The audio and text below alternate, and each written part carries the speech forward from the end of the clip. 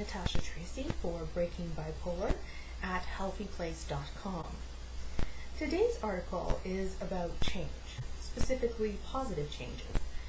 Positive changes might be something like getting married or getting a new job.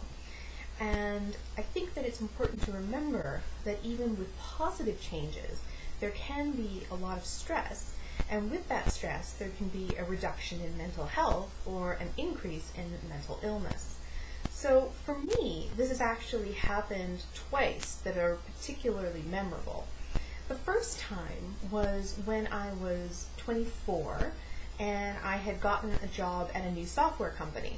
I was pretty happy about this job because I figured that they weren't going to bounce checks like my last job. I was right about that. They didn't. The job I started was actually quite easy. It was in quality assurance. Didn't feel stressed out about it. Felt fine. The people were fine. I mean, everything about the job was fine. And yet, somehow, I found that my mental health was declining.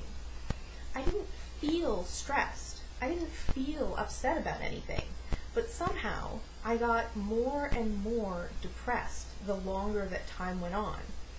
In fact, that was the first time that I actually ended up in the hospital, was about 6 months after getting that job.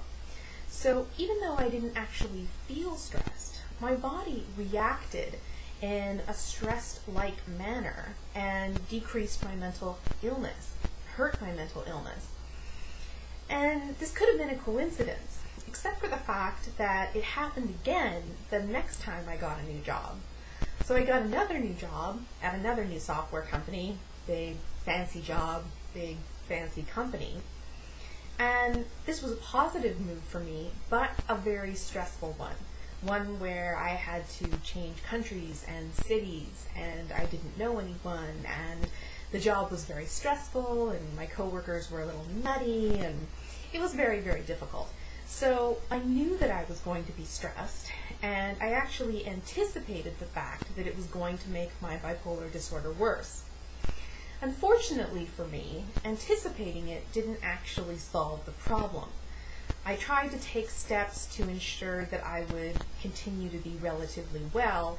However, the stress of the job did get to me, and again, within a 6-month timeline, I found that I had to actually take time off work due to the fact that my bipolar had gotten so dramatically worse.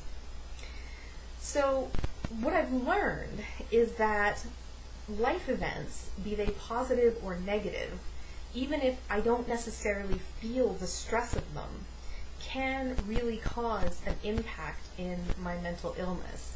And so for me, I need to anticipate that, and I need to put an improved wellness plan together so that I avoid my bipolar getting worse. And in the future, that's what I plan on doing, and I know there's going to be lots of stresses to come. My name is Natasha Tracy, and this is Breaking Bipolar.